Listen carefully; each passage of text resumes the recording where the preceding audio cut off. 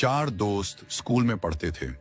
एक दिन उन्होंने फैसला किया कि वे रेस्टोरेंट जाएंगे, साथ में बैठकर खाना खाएंगे और बातें करेंगे।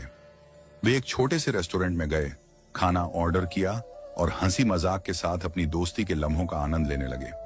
बातों बातों में उन्होंने एक निर्णय लिया। आज के बाद वे ठीक 40 साल बाद इसी जगह मिलेंगे। वे तब तक अपने अपने करियर में व्यस्त रहेंगे और सफलता हासिल करेंगे। शर्त यह थी कि जो सबसे देर से पहुंचेगा वही पूरे खाने का बिल चुकाएगा। समय बीतता गया। चारों दोस्त अपनी अपनी जिंदगी में आगे बढ़ गए।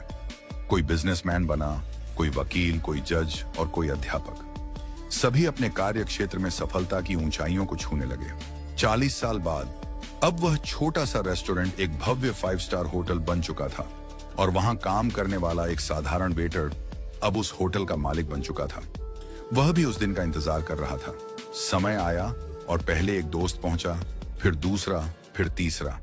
वे एक दूसरे से मिलकर बेहद खुश हुए, लेकिन चौथा दोस्त अभी तक नहीं आया था। थोड़ी देर बाद होटल के रिसेप्शन पर फोन आया। होटल मालिक ने फोन उठाया और कहा, आपके चौथे मित्र ने कहा है कि आप लोग खाना शुरू कर दीजिए, वह बस आने ही वाले हैं।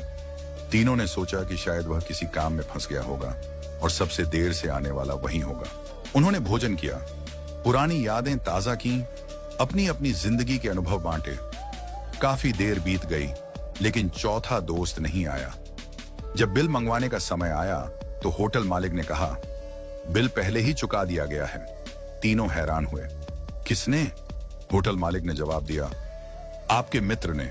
थोड़ी देर बाद जब वे जाने लगे तभी होटल के बाहर एक सरकारी गाड़ी आकर रुकी। गाड़ी से शहर के कलेक्टर उतरे। कलेक्टर ने तीनों दोस्तों के पैर छुए और कहा, अंकल नमस्ते।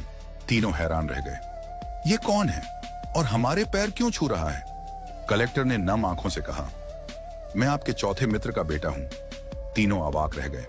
कलेक्टर ने बताया, मेरे पिता ने आप सबसे मिलने का सपना देखा था। वे बचपन से ही इस दिन का इंतजार कर रहे थे, लेकिन 2 महीने पहले कैंसर से उनका निधन हो गया। मरने से पहले उन्होंने मुझसे कहा था कि अगर मैं उस दिन जीवित न रहूं तो तुम मेरी जगह वहां जाना। उन्होंने कहा था, मैं सबसे ज्यादा देर से आऊंगा, इसलिए बिल भी मैं ही चुकाऊंगा। ये सुनकर तीनों दोस्तों की आंखें भर आईं। तीनों दोस्तों को अपने मित्र की मृत्यु का गहरा दुख हुआ, लेकिन उससे भी ज्यादा दुख इस बात का था कि 40 साल तक वे एक दूसरे से नहीं मिले।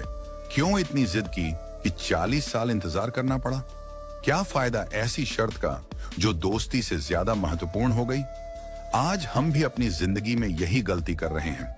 हम अपने परिवार, रिश्तेदारों और दोस्तों से मिलने का समय नहीं निकालते।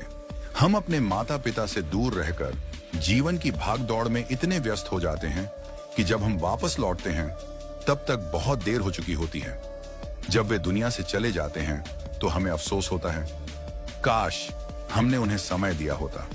हमारे पास धन दौलत, ऐशो आराम, गाड़ियां और बंगले हो सकते हैं, लेकिन अगर हमारे पास अपने लोगों के लिए समय नहीं है तो हमारे पास कुछ भी नहीं है। भगवान श्री कृष्ण कहते हैं, वसुधैव कुटुंबकम, यानी पूरी दुनिया एक परिवार है। इसलिए पैसा कमाने से ज्यादा रिश्ते कमाने पर ध्यान दें। जो वक्त बीत जाता है वह कभी वापस नहीं आता। वक्त का दान सबसे बड़ा दान है। आज ही अपने प्रियजनों से मिलें, बात करें, उनके साथ समय बिताएं, क्योंकि जो प्यार, जो अपनापन आज है वह कल हो भी सकता है और नहीं भी।